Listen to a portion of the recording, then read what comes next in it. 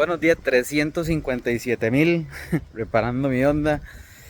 Vamos a cambiar hoy el tornillo que está dañado. Les había dicho el video pasado que esa parte tenía un bushi malo, pero no lo hemos cambiado porque tiene un tornillo con la rosca dañada. Entonces hoy la reparación de eso y van a ver ahí todo el proceso.